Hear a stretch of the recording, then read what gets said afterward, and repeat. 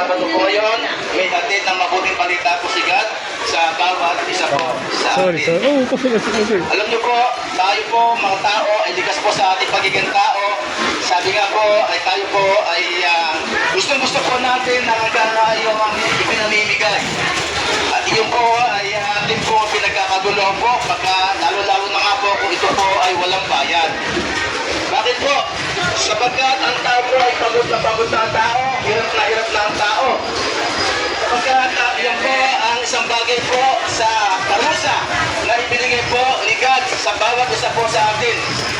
Sa ating pagtatrabaho, sa ating paghahanap buhay, yan po ay pagpapawisan po natin. Yan po ay pagpapaguran po natin. Sabi nga po, para lamang po tayo kumain.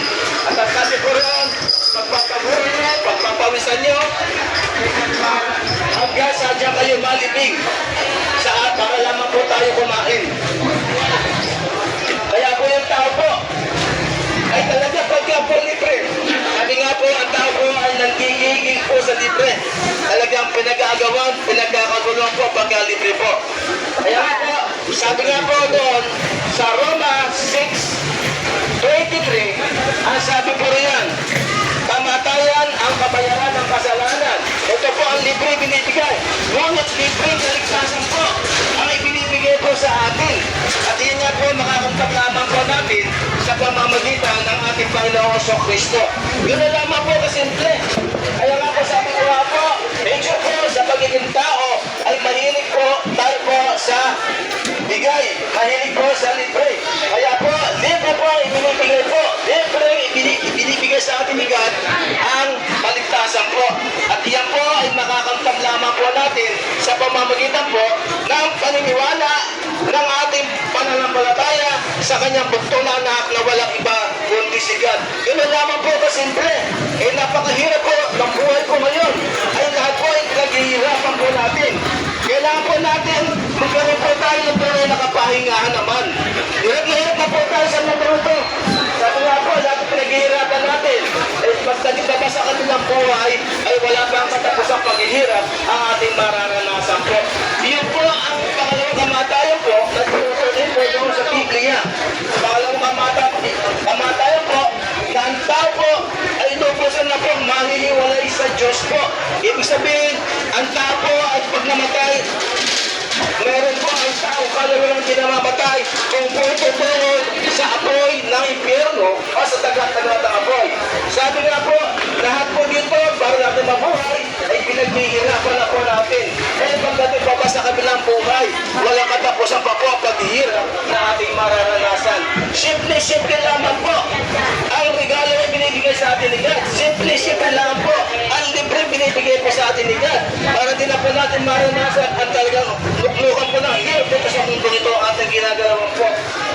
Binibigay po ni God sa atin po ang kaligtasan. Hindi po sa pamamagitan lamang po ng pagtanggap at pananampalataya kay Jesus. Kagaya po ng isang nakapako po sa krus, tatlo po yan. Si Jesus sa gitna at ang dalawang sanari. Isa po, inuuyang pinagdaan ang sabi niya. At ako, kung Diyos ka, bumaba ka sa iyo kinalalagyan, iligtas mo ang iyong sarili. Isa din ang pati kami. Ang gusto niya kaligtasan po doon, kaligtasan pisikal. Ang isang sanari po doon, ang sabi niya, inamin niya na siya makasalanan. Naniwala siya na itong Diyos na meron ka kaya lang magligtas sa kanya. Kaya sabi niya, alalahanin mo ako kapag naroon ka na. Ano sabi po ni Jesus? Ngayon din, isasama kita sa aking paraiso. Maniwala, manampalataya lamang po tayo kay Jesus at magkakaroon po tayo ng katiyakan ng buhay na walang hanggan. Maniwala po tayo na si Jesus ay namatay sa krus ng Kalbaryo para po sa ating kaligtasan po. Lahat ng ginawa po ni Jesus po na yun para sa kapatawaran po sa ating mga kasalanan. Ang kailangan na lang po ng gawin ng tao, yung libre kinakaloob ng Diyos ay puso, sabi nga po, puso ang loob din natin tanggapin yung ipinagkakaloob ni God na kaligtasan. Kaya nga po, sa pamamagitan po ng pagtanggap at paniniwala sa ating Panginoong Kristo. Sabi nga po niya sa John 46, sabi po niya, ako ang katotohanan. Walang nagpapatotohanan po. Ako ang daan, ang katotohanan at ang buhay. Wala na po. Walang dito nakikita po nila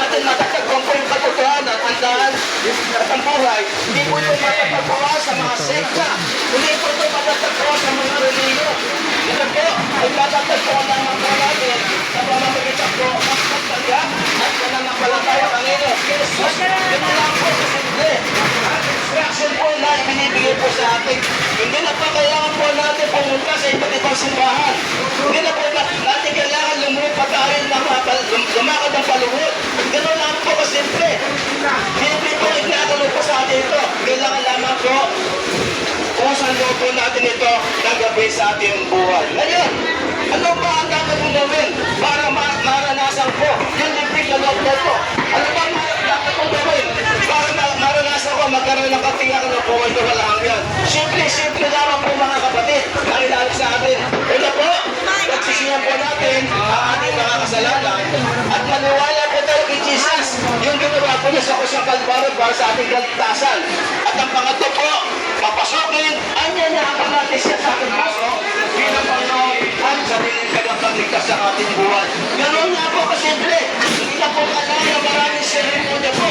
Pero sa loob niya ibigay, tanggapin naman po natin na kusang loob din po ang inaalok po na kaligtasan. Ganun lang po kasimple. Ako po ay pray para sa bawat po sa atin. Lord, salamat po sa salita. Yun ay nga po napimili po ito sa puso po ng mga nakapakinig. Sa bawas po nito, alam po namin, abala ang bawat isa. Nagpunta rito ang bawat isa para mamalengke. Po sa pamamalengke. Nandun po ang bawat isa, nagtitinda po sa pagtitinda. Kaya nga po, hindi ganun po kadali. Mahirap po magbahagi po sa ganito sitwasyon. Napakiramdam po namin talaga walang nakikinig. Panginoon, pero ang salita mo, sabi mo nga po, ay magkabila ang talim. At ito ay humihiwa. Ito ay talagang bumabaw sa kaibuturan ng puso ng mga makikinig. Ay sabi mo nga po, Panginoon, ang pananampalataya ay nagsisimula sa pakikinig. At walang makikinig kung walang magbabahagi. Kaya nga po, sa pagkakataon nito, Panginoon, ingatan mo po, pagpalain mo po ang mga nandito, ang mga nagtitinda. Pagpalain mo po sila at naman po sila ay makaubos po sa kanilang mga tinitinda po. Yung mga namamalaki, ingatan mo po sila, Panginoon. Ang pamilya nila, Panginoon, pagpapalain mo po. Ako yung pagpapala po, bigyan mo po, Panginoon, spiritual na kalayaan po ang mga tao po na nakapakinig. At ang pangalawa, pagpapalang physical po. Maraming salamat po, Panginoon. Salamat po.